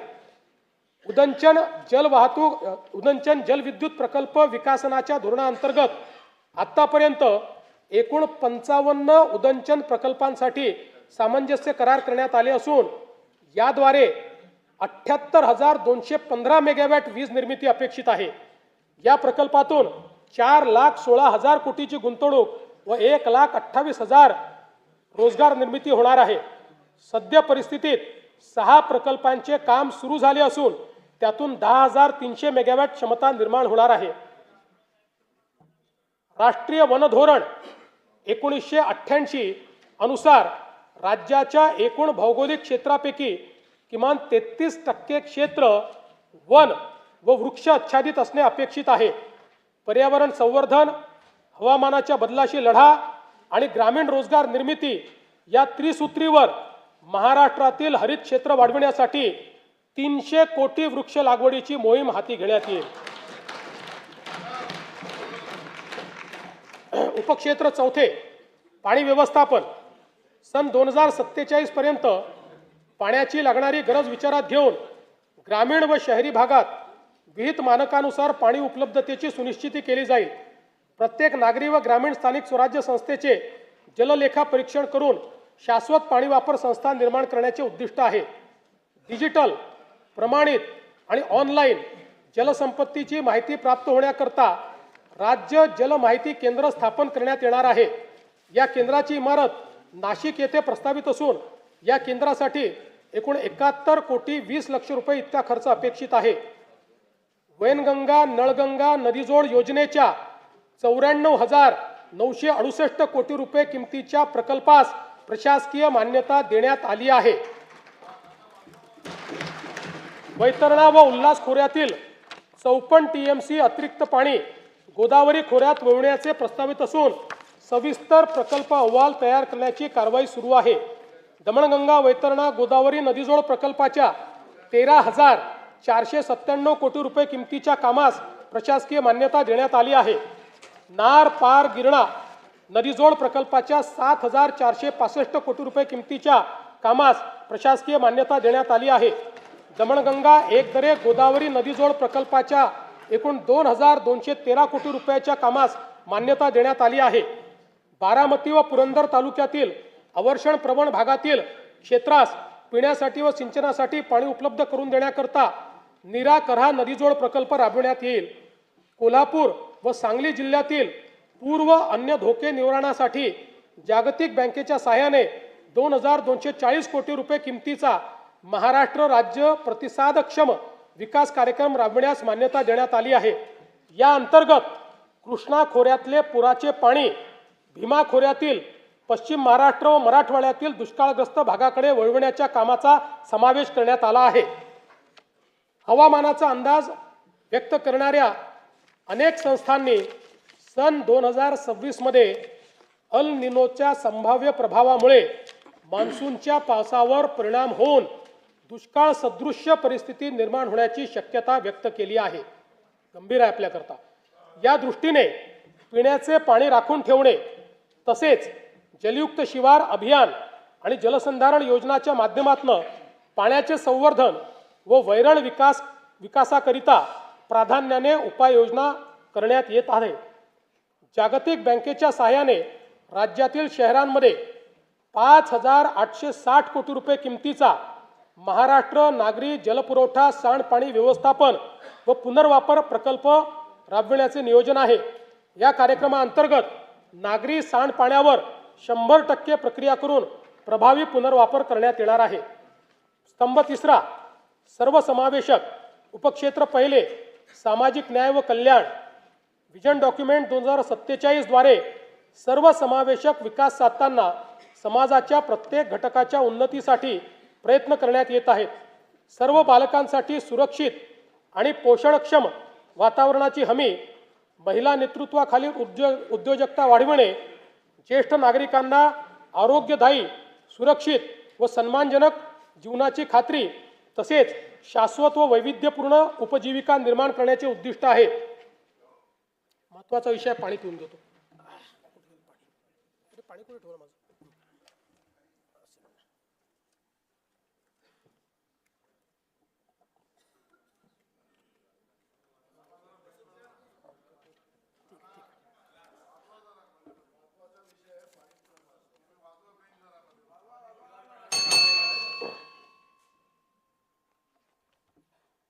आम्ही राज्यातील शेतकऱ्यांसाठी कर्जमाफी योजना राबविण्याचे आश्वासन दिले होते। त्याकरिता समिती गठीत केली आहे। राज्यातील 30 सप्टेंबर 2025 रोजी पीक कर्ज थकीत असणाऱ्या पात्र शेतकऱ्यांना 2 लाख रुपयापर्यंत कर्जमाफी देणारी पुण्यश्लोक अहिल्यादेवी होळकर शेतकरी कर्जमाफी योजना मी आज जाहीर करीत आहे। नानाभाऊ, राज्यातील ऐकायचं एक मिनिट।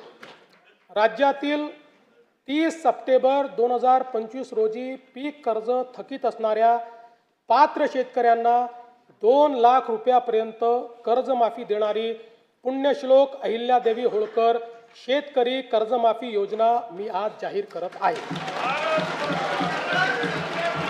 जे शेतकरी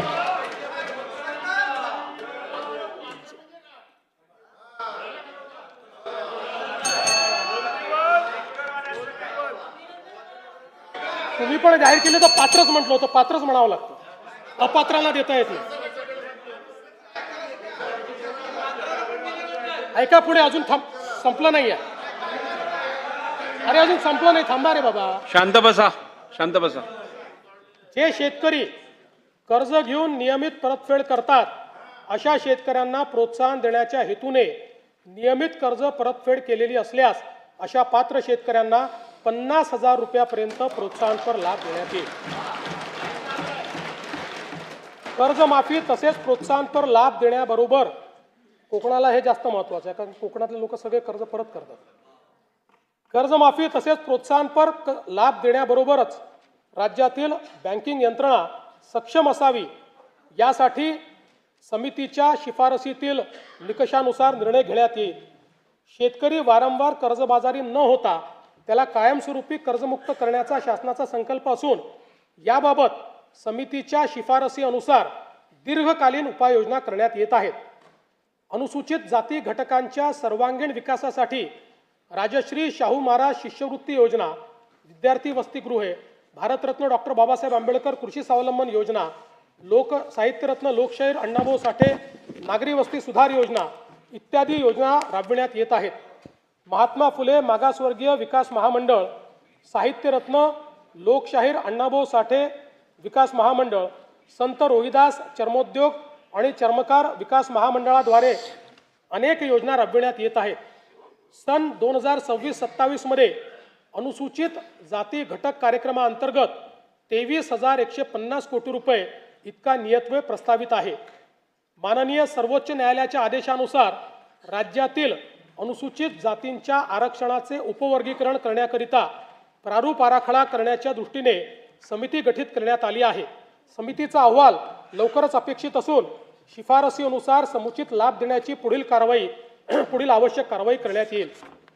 आदिवासी समाजाच्या सर्वांगीण विकासासाठी राणी दुर्गावती महिला सक्षमीकरण योजना, शबरी आदिवासी वित्त व विकास महामंडळ, डॉक्टर APJ अब्दुल कलाम अमृतहार योजना, नमो आदिवासी स्मार्ट शाळा अभियान, आदर्श आश्रमशाळा, भगवान बिरसा मुंडा जोड रस्ते योजना, ठक्कर वापा आदिवासी विकास योजना तसेच पंडित दीनदयाल उपाध्याय स्वयं योजना आदी कार्यक्रम राबविण्यात येत आहेत.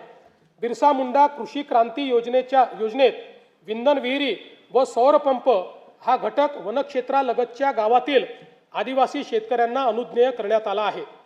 कातकरी, कोलाम आणि माडिया या आदिम जमाती तसेच पारधी समाजाच्या सर्वांगीण विकासासाठी विशेष पॅकेजद्वारे निधी राखीव ठेवण्यात येणार आहे.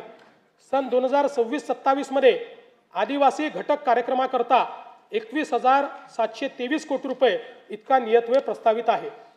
इतर मागासवर्ग, विमुक्त जाती, भटक्या जमाती तसेच विशेष मागास प्रवर्गातील समाजाच्या सर्वांगीण विकासासाठी वसंतराव नाईक विमुक्त जाती व भटक्या जमाती विकास महामंडळ, महाराष्ट्र राज्य इतर मागासवर्गीय वित्त आणि विकास महामंडळाअंतर्गत विविध योजना राबविण्यात येत आहेत. ऊसतोड कामगारांच्या मुलामुलींसाठी संत भगवान बाबा शासकीय वसतिगृह योजना, आश्रमशाळा, विद्यानिकेतन, क्रांतीज्योती सावित्रीबाई फुले शिष्यवृत्ती योजना, डॉक्टर पंजाबराव देशमुख वसतिगृह योजना, वसंतराव नाईक तांडा वस्ती सुधार योजना आदी कार्यक्रम राबविण्यात येत आहेत. धनगर व गोवारी समाजातील लाभार्थ्यांसाठी विविध योजना राबवण्यात येत आहेत. या सर्व योजनांकरता पुरेसा निधी उपलब्ध करून देण्यात येईल.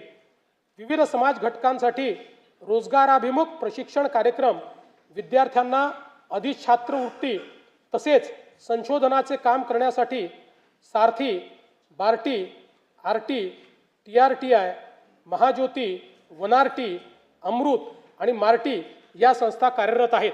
या सर्व संस्थांसाठी पुरेशी तरतूद करण्यात आली आहे. तृतीयपंथीयांच्या सर्वांगीण विकासासाठी धोरण जाहीर करण्यात आले असून त्यांच्या स्वयंरोजगार व व्यवसायासाठी बीज भांडवल उपलब्ध करून देण्यास मान्यता देण्यात आली आहे. दिव्यांग व्यक्तींना गुणवत्तापूर्ण व्यावसायिक कौशल्य प्रशिक्षण देऊन रोजगारक्षम करण्याकरता व स्वावलंबन वाढवण्यासाठी राज्यात 36 कौशल्य विकास व उद्योजकता विकास केंद्रे स्थापन करण्यात येणार असून तसेच दिव्यांग लाभार्थ्यांना देण्यात येणारे अर्थसहाय्य यापूर्वीच महिना 1,500 वरून 2,500 रुपयापर्यंत करण्यात आले आहे. दिव्यांगांना शासकीय लाभाच्या सर्व सेवा सुविधा एकाच प्लॅटफॉर्मवर देण्यासाठी दिव्यांग सहाय्यक संकेतस्थळ कार्यान्वित करण्यात आले आहे. दिव्यांगांकरता जिल्हा वार्षिक योजनेअंतर्गत 1% निधी राखून ठेवण्याकरिता निकष निश्चित करण्यात आले आहेत. केंद्र शासनाने जुने सर्व कामगार कायदे पुनर्रचित करून 4 नवीन कामगार संहिता अंमलात आणल्या आहेत. राज्यातील कामगारांचे हित जोपासण्याकरता या कामगार संहितांची राज्यात प्रभावीपणे अंमलबजावणी करण्यात येईल. राज्याच्या संतुलित, सर्वांगीण व गतिमान विकासासाठी आकांक्षित जिल्हा व आकांक्षित तालुका कार्यक्रमाचा राज्य योजनेअंतर्गत विस्तार करण्यात येत आहे. सध्याच्या गडचिरोली, नंदुरबार, धाराशिव व वाशिम या आकांक्षित जिल्ह्यांसोबत हिंगोली, जालना, पालघर, बीड व धुळे आणि परभणी या 6 नवीन आकांक्षित जिल्ह्यांचा समावेश करण्यात येईल. या 10 जिल्ह्यातील 77 तालुके तसेच उर्वरित जिल्ह्यातील 100 आकांक्षित तालुक्यांचा गतिमान विकास करण्यात येणार आहे. सिंधुदुर्ग व रत्नागिरी या दोन जिल्ह्यांच्या सर्वांकष विकासासाठी सिंधुरत्न समृद्धी योजना सन 2024-25 पर्यंत 3 वर्षासाठी राबविण्यात आली होती. पुढील 3 वर्षाकरता सिंधुरत्न समृद्ध योजना 2.0 प्रस्तावित करण्यात येत आहे. कोकण विभागातील साकव बांधणी व दुरुस्तीसाठी विशेष कार्यक्रम हाती घेण्यात येईल. येणाऱ्या 8 मार्च रोजीच्या जागतिक महिला दिनानिमित्त राज्यातील सर्व लाडक्या बहिणींना मी शुभेच्छा देतो. मुख्यमंत्री माझी लाडकी बहीण ही योजना अशीच सुरू राहणार आहे व या योजनेकरता आवश्यक ती भरीव तरतूद करण्यात आलेली आहे.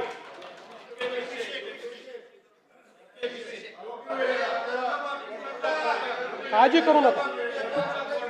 तुमच्या मनातली एक एक गोष्ट आम्हीच पूर्ण करतोय, आम्हीच करत राहणार आहे. फक्त कोर्टात जाऊ नका, योजनेच्या विरुद्ध कोर्टात जाऊ नका.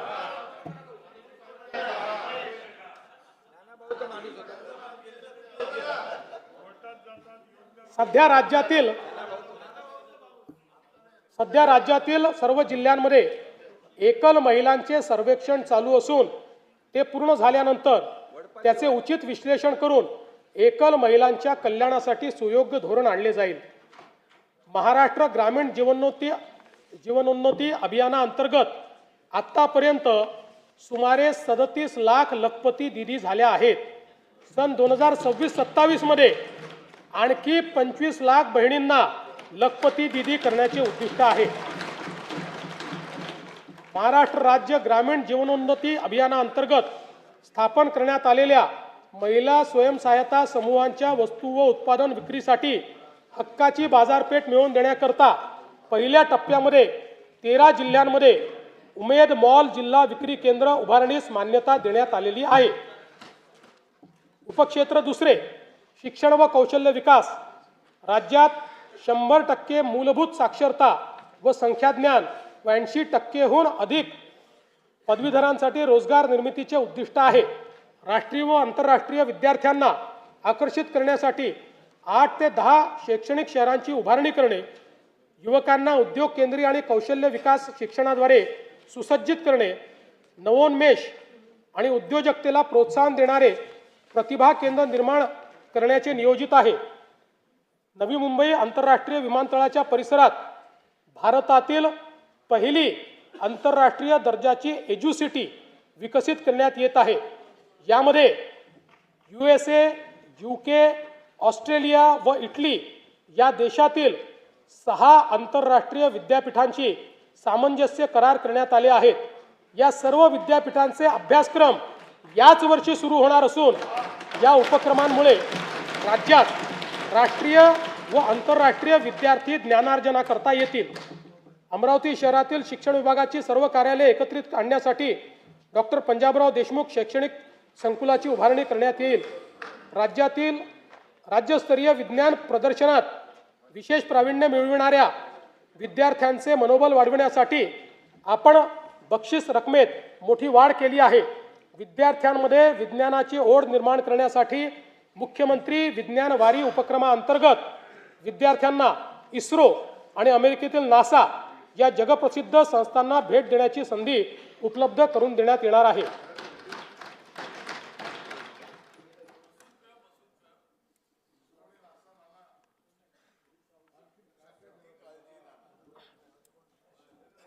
जागतिक बँकेच्या सहकार्याने आपण दक्ष हा महत्त्वाकांक्षी प्रकल्प राबवत असून या अंतर्गत Mahima Maharashtra agency for holistic international mobility and advancement या संस्थेची स्थापना केली जाईल. या माध्यमातून आपल्या तरुणांना परदेशातील नोकऱ्यांसाठी आवश्यक भाषा, कौशल्य प्रशिक्षण आणि आर्थिक मार्गदर्शन दिले जाईल. राज्यातील समुपदेशन सेवांचा विस्तार व अधिक संघटित व्यवस्था निर्माण करण्यासाठी 36 नवदिशा केंद्रे स्थापन करण्यात येतील. मला सांगताना अभिमान वाटतो की केंद्र सरकारच्या आकडेवारीनुसार महाराष्ट्र आज देशाचे स्टार्टअप कॅपिटल ठरले आहे.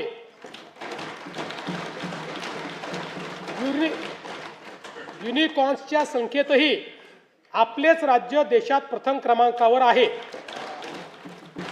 राज्याला जागतिक केंद्र बनवण्यासाठी आम्ही नवीन स्टार्टअप व नाविन्यता धोरण 2025 जाहीर केले आहे. पुढील 5 वर्षात 1,25,000 उद्योजक घडवणे आणि 50,000 स्टार्टअप्सला बळ देणे हे आमचे उद्दिष्ट आहे. तळागाळातील नवउद्योजकांना आर्थिक बळ देण्यासाठी आपण मुख्यमंत्री उद्योजकता महाफंड स्थापन करत आहोत. यातून निवडक स्टार्टअप्सला थेट आर्थिक मदत दिली जाईल. या उपक्रमाअंतर्गत 50 सर्वोत्तम स्टार्टअप्सची निवड केली जाईल. त्यांना त्यांचे नाविन्यपूर्ण प्रकल्प शासकीय विभागामध्ये राबविण्यासाठी 25 लाख रुपयापर्यंतची कामे निविदेशिवाय थेट दिली जातील. चर्मकला डिझाईन व उत्पादन अद्ययावत केंद्र बांद्रा मुंबई येथे स्थापन करण्याचे प्रस्तावित आहे.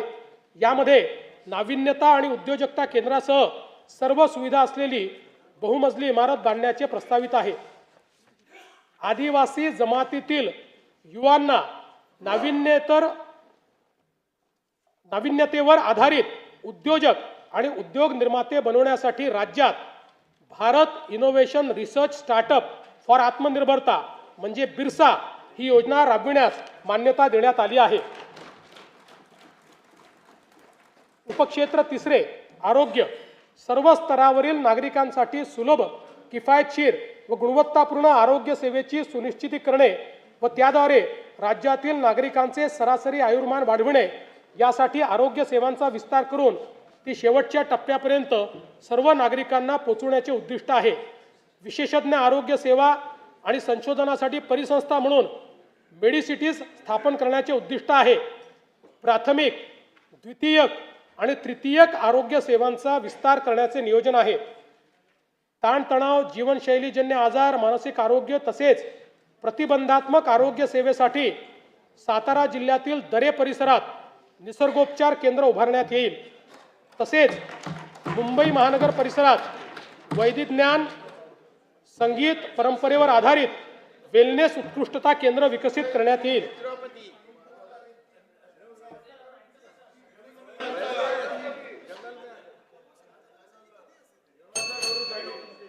तुम्ही भेट द्यायला या म्हणजे तुम्हाला समजेल. कर्करोग, मधुमेह व हृदयविकार यासारख्या आजारांचे लवकर निदान करण्याकरता एशियाई विकास बँकेच्या सहाय्यतेतून ग्रामीण भागात दरवर्षी तपासणी मोहीम राबवण्यासाठी 4,500 कोटी रुपये किमतीची प्रगती योजना प्रस्तावित आहे. राज्यातील 29 महानगरपालिका, 247 नगरपरिषदा आणि 147 नगरपंचायतीमध्ये राष्ट्रीय आरोग्य कार्यक्रम व आरोग्य विभागाच्या सर्व गुणवत्तापूर्ण सुविधा देण्याकरता समन्वय साधणे व कामकाजाचे संनियंत्रण करण्यासाठी शहरी आरोग्य आयुक्तालयाची स्थापना करण्यास मान्यता देण्यात येत आहे. राज्यात डिजिटल सार्वजनिक आरोग्य परिसंस्था निर्माण करण्यासाठी महाराष्ट्र डिजिटल आरोग्य तंत्रज्ञान अभियान राबविण्यात येईल. यामुळे रिअल टाइम डॅशबोर्डच्या आधारे प्रभावी निर्णय प्रक्रिया आणि संनियंत्रण करणे शक्य होईल. आयुष्यमान भारत प्रधानमंत्री जनारोग्य योजना व महात्मा फुले जनारोग्य योजनेअंतर्गत उपचार संख्येत 1,356 वरन 2,399 इतकी वाढ करण्यात आलेली आहे. जवळपास 1,000 आजार त्यात वाढवले आहेत. आणि अंगीकृत रुग्णालयाची संख्या 1,792 वरन 4,537 पर्यंत वाढवण्यात आली आहे. या योजनेअंतर्गत जास्त खर्च होणाऱ्या 9 प्रकारच्या अवयव प्रत्यारोपणाच्या उपचारासाठी 22 लक्ष रुपयेपर्यंतची रक्कम राज्य आरोग्य हमी सोसायटीच्या निधीतून देण्यास मान्यता देण्यात आलेली आहे.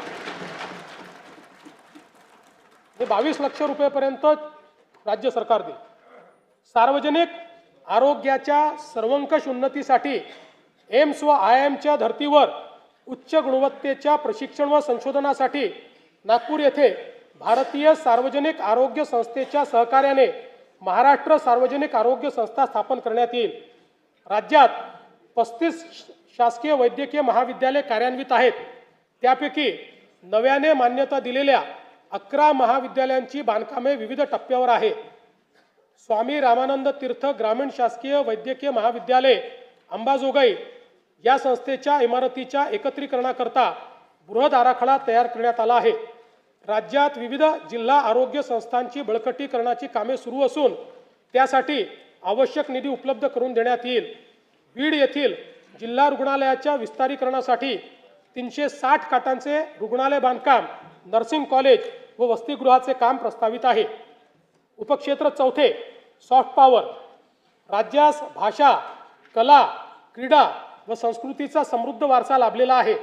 या बाबीचे जतन, संवर्धन आणि त्याचा प्रसार करणे, सांस्कृतिक वारशाचे महत्त्व विशद करणे, अधिकाधिक प्रसिद्धी देऊन त्यांना आंतरराष्ट्रीय व्यासपीठ उपलब्ध करून देण्याचे उद्दिष्ट आहे. राष्ट्रीय व आंतरराष्ट्रीय दर्जाचे खेळाडू निर्माण करण्याकरिता राज्यातील क्रीडा पायाभूत सुविधा व प्रशिक्षणावर विशेष भर देण्यात येणार आहे. नाशिक व त्र्यंबकेश्वर येथे सन 2027 मध्ये सिंहस्थ कुंभमेळा संपन्न होणार आहे. कुंभमेळ्याच्या आयोजनासाठी प्राधिकरणाची स्थापना करण्यात आली असून नाशिक व त्र्यंबकेश्वर येथे कुंभमेळ्याच्या निमित्त देशभरातून आणि परदेशातून मोठ्या प्रमाणात भाविक येतील. या कुंभमेळ्याचे सुयोग्य आयोजनासाठी एकात्मिक विकास आराखडा तयार करण्यात आला असून त्याकरता आवश्यक तो सर्व निधी उपलब्ध करून देण्यात येत आहे. या अंतर्गत गोदावरी नदी स्वच्छता, त्र्यंबकेश्वर येथे उपसा योजनेद्वारे अमृत स्नान व पिण्याच्या पाण्याची व्यवस्था, मलनिस्सारण प्रकल्प, घाट सुशोभीकरण व इतर सुशोभीकरणाची कामे प्रगतीपथावर आहेत. नाशिक विमानतळ, Nashik ring road, Nashik railway station, Nashik bus station इत्यादी सर्व पायाभूत सुविधांच्या श्रेणीवर्धनाची कामे पूर्ण करण्याचे नियोजन आहे. युनेस्कोच्या जागतिक वारसा नामांकन प्राप्त 12 किल्ल्यांमध्ये राज्यातील रायगड, राजगड, प्रतापगड, साल्हेर, लोहगड, शिवनेरी, पन्हाळा, खांदेरी, सुवर्णदुर्ग, सिंधुदुर्ग, विजयदुर्ग आणि तामिळनाडू राज्यातील जिंजी या किल्ल्यांचा समावेश आहे. या ऐतिहासिक किल्ल्यांचे जतन करण्याकरता आवश्यक उपाययोजना करण्यात येत आहेत. आंबेगाव बुद्रुक, तालुका हवेली, जिल्हा पुणे येथे शिवसृष्टी प्रकल्पासाठी आणि सिंधुदुर्ग जिल्ह्यातील राजकोट किल्ला परिसर विकासासाठी आवश्यक निधी उपलब्ध करून देण्यात येईल. आग्रा येथे छत्रपती शिवाजी महाराजांचे स्मारक व पानिपत हरियाणा काला अम येथे मराठा शौर्य स्मारक उभारण्यास मान्यता देण्यात आली आहे. या स्मारकांच्या जागा निश्चितीसाठी संबंधित राज्य सरकारशी समन्वय साधण्यात येत आहे. स्वराज्यासाठी प्राणाची आहुती देणारे छत्रपती संभाजी महाराजांच्या मौजे तुळापूर येथील भव्य स्मारकाचे काम जून 2026 पर्यंत पूर्ण करण्याचे नियोजन आहे. मौजे वडू बुद्रुक येथील समाधीस्थळाचे काम जून 2027 पर्यंत पूर्ण करण्याचे नियोजन आहे. संगमेश्वर, जिल्हा रत्नागिरी येथील स्मारकाच्या कामाचा नियोजन आराखडा अंतिम टप्प्यात असून हे काम देखील लवकरच हाती घेण्यात येईल. छत्रपती संभाजी महाराज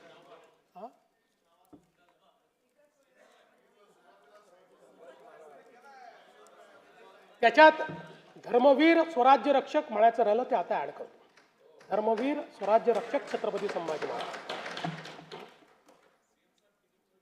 सातारा जिल्ह्यातील अजिंक्यतारा किल्ल्याचे तसेच संगम माहुली, सातारा येथील महाराणी ताराबाई आणि छत्रपती शाहू महाराज यांच्या समाधीस्थळाचे जतन, संवर्धन व जीर्णोद्धार करण्यात येईल. थोर समाज सुधारक महात्मा ज्योतिराव फुले यांचे जन्मगावी मौजे कटगुण, तालुका खटाव, जिल्हा सातारा येथे भव्य स्मारक उभारण्याचे प्रस्तावित आहे. ज्ञानज्योती सावित्रीबाई फुले यांचे जन्मगाव नायगाव, तालुका खंडाळा, जिल्हा सातारा येथे स्मारक व महिला प्रशिक्षण केंद्र उभारण्याची साठी मान्यता देण्यात आली आहे.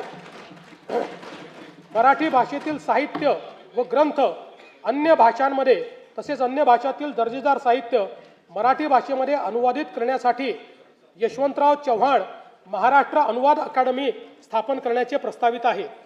वनसंपदेने समृद्ध चंद्रपूर जिल्ह्यातील बल्लारपूर येथील सागवान वारशाचे जतन, संशोधन व जनजागृतीसाठी टिंबर म्युझियम व झायलेरियम उभारण्याचे प्रस्तावित आहे.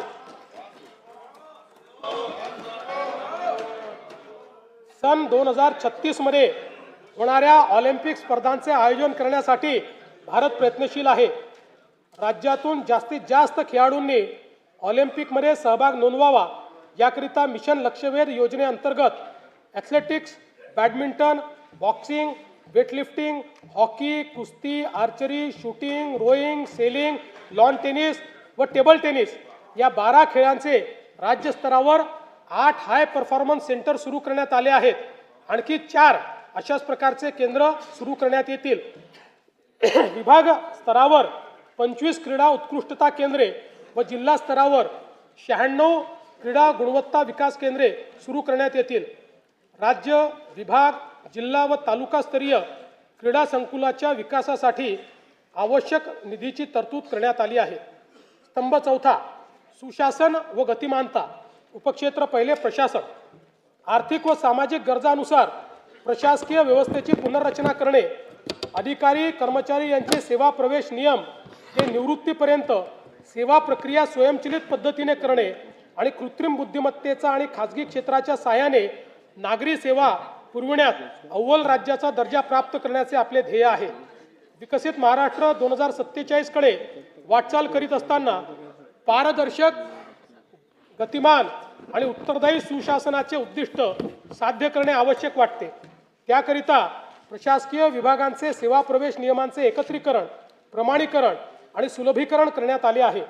महायुती सरकार स्थापन झाल्यानंतर आत्तापर्यंत 1,20,000 पदभरती करण्यात आली असून पुढील कालावधीत टप्प्याटप्प्यात महाराष्ट्र लोकसेवा आयोग व इतर यंत्रणाच्या माध्यमातून आणखी 75,000 पदांची पदभरती करण्यात येणार आहे.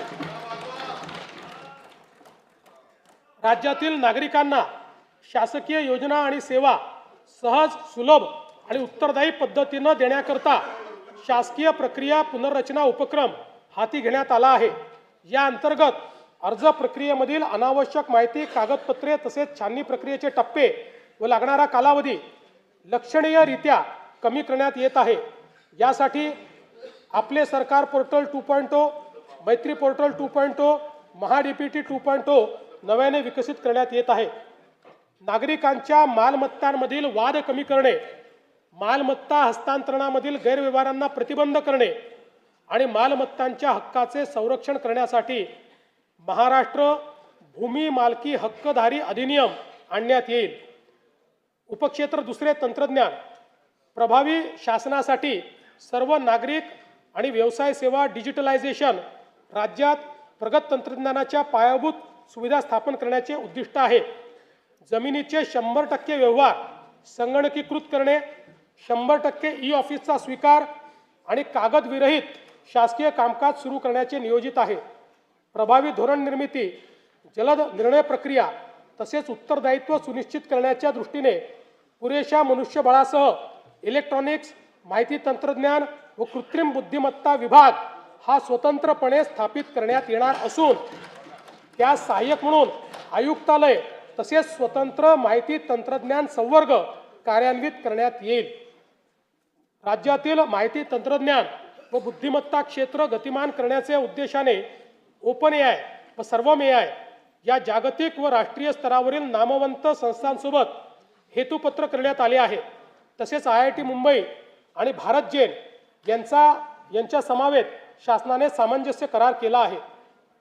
कृत्रिम बुद्धिमत्ता, क्वांटम संगणन, ड्रोन, स्वयंचलित वाहन व डीप टेक यासारख्या अत्याधुनिक तंत्रज्ञान क्षेत्रात राज्याला जागतिक दर्जाचे केंद्र म्हणून विकसित करणे तसेच संशोधन, नवोन्मेष व उच्च मूल्य उत्पादनाची परिसंस्था निर्माण करणे या हेतूने राज्यात विशेष धोरण अंमलात आणण्यात येणार आहे.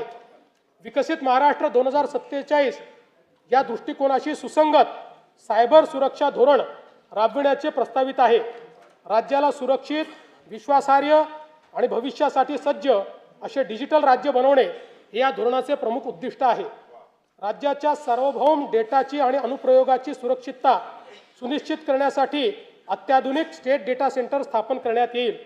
राज्यात महाराष्ट्र जिओ टेक्नॉलॉजी ॲप्लिकेशन सेंटरची स्थापना करण्याचा निर्णय घेण्यात आला आहे. राज्याच्या आर्थिक विकासासाठी राष्ट्रीय स्तरावरील उपक्रमांचे कार्यक्षम व प्रभावी पद्धतीने नियोजन करून त्याच्या अंमलबजावणीचे कार्य हे केंद्र करेल. उपक्षेत्र तिसरे, सुरक्षा, गुन्हे तपासणी तसेच आपत्ती प्रतिरोधकता व रस्ते सुरक्षा सक्षम करणे हे उद्दिष्ट साध्य करण्याकरता अद्ययावत फौजदारी कायदे संहितेच्या अंमलबजावणीस गती देण्यात येत आहे. तंत्रज्ञानावर आधारित पोलीस व्यवस्था, पोलीस नोंदीचे 100% डिजिटलायझेशन, सक्षम CCTV यंत्रणा, सर्व जिल्ह्यामध्ये प्रगत न्यायवेधक सायबर केंद्र कार्यान्वित करणे आणि ITMS सारख्या आधुनिक तंत्रज्ञानाचा सुयोग्य वापर करून नागरिकांना सुरक्षा प्रदान करण्याचे नियोजन आहे. मानव वन्यजीव संघर्ष निवारणाकडे राज्य शासनाने गांभीर्याने लक्ष दिले असून या समस्येवर कायमस्वरूपी तोडगा काढण्यासाठी विविध उपाययोजना राबविण्यात येणार आहेत. वन्यजीवांच्या हालचालीची पूर्वसूचना देण्यासाठी कृत्रिम बुद्धिमत्ता प्रणालीचा वापर, रात्रीच्या गस्तीसाठी विशेष थर्मल ड्रोन आणि कमांड अँड कंट्रोल सेंटर आणि सौर कुंपण योजना यासाठी निधी उपलब्ध केला जाईल. हे जे मध्ये बोलत असतील त्यांचे पैसे कट केले जातील. मग इकडेच बघितलं, इकडे नाही, मध्ये मध्ये त्यांचं बजेट कट केलं जाईल.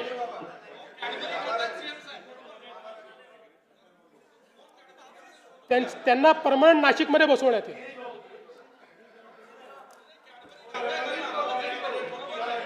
विकसित महाराष्ट्र 2047 उपक्रमाअंतर्गत स्मार्ट पोलिसिंग आणि न्यायदानासाठी अत्याधुनिक तंत्रज्ञानाचा वापर वाढविण्यासाठी महाराष्ट्र पोलीस दलाकरता बॉडी वोर्न कॅमेरा उपलब्ध करून देण्याबाबतची कारवाई 3 वर्षात टप्प्याटप्प्याने करण्यात येईल. राज्यात 21 पथदर्शी फिरती न्यायवेधक वाहने लोकार्पित करण्यात आली असून सायबर सुरक्षा स्थिती आणि नागरिकांची सुरक्षा सुधारण्याकरता महाराष्ट्र सायबर गुन्हे सुरक्षा महामंडळ कार्यान्वित करण्यात आले आहे. नैसर्गिक व मानवनिर्मित आपत्तीचे सौम्यीकरण करण्यासाठी संशोधनात्मक अभ्यासपूर्ण व्यवस्थापनाकरता राज्यात राज्य आपत्ती व्यवस्थापन संस्था मिहान नागपूर येथे स्थापित करण्यास मान्यता देण्यात आली आहे. राष्ट्रीय आपत्ती प्रतिसाद दलाच्या धर्तीवर राज्य आपत्ती प्रतिसाद दलाची स्थापना करून त्यांच्या 4 तुकड्या स्थापन करण्यास मान्यता देण्यात आली आहे. उपक्षेत्र 4 वित्त. डर मुझे भी लगा फासला देखकर, डर मुझे भी लगा फासला देखकर, पर मैं बढ़ता गया रास्ता देखकर. खुद ब खुद मेरे नजदीक आती गई मेरी मंजिल मेरा हौसला देखकर.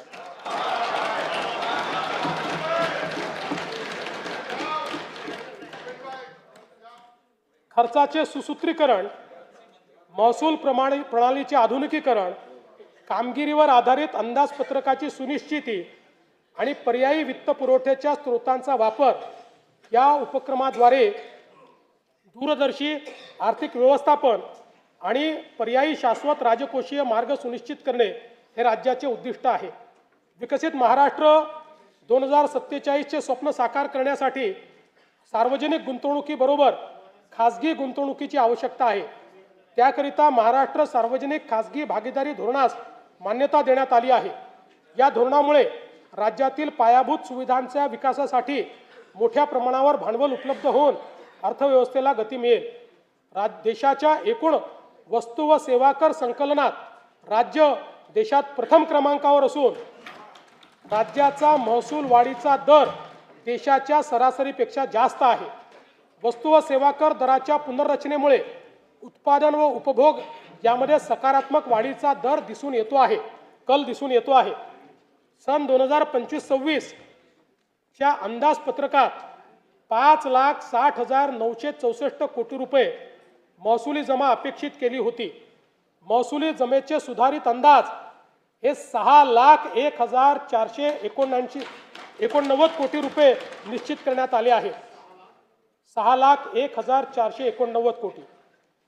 सन 2025-26च्या एकूण खर्चाचे अर्थसंकल्पीय अंदाज 7,20,000 कोटी रुपये व सुधारित अंदाज 7,55,920 कोटी रुपये असून भांडवली व कल्याणकारी योजनांवरील खर्चात झालेल्या वाढीमुळे सन 2025-26 या वर्षाच्या एकूण खर्चाच्या सुधारित अंदाजात वाढ करण्यात आली आहे.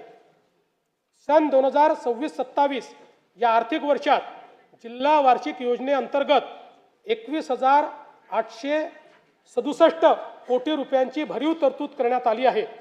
गेल्या वर्षीच्या तुलनेत ही तरतूद 1,702 कोटी रुपयांनी अधिक आहे. सन 2026-27 मध्ये कार्यक्रम खर्चाची रक्कम 2,75,626 कोटी इतकी निश्चित करण्यात आली आहे. त्यामध्ये अनुसूचित जाती घटक कार्यक्रमासाठी 23,150 कोटी रुपये तर आदिवासी घटक कार्यक्रमाकरता 21,723 कोटी रुपये इतक्या नियत व्ययाचा समावेश आहे. सन 2026-27च्या अर्थसंकल्पामध्ये एकूण खर्चासाठी 7,69,467 कोटी रुपयांची तरतूद केली आहे.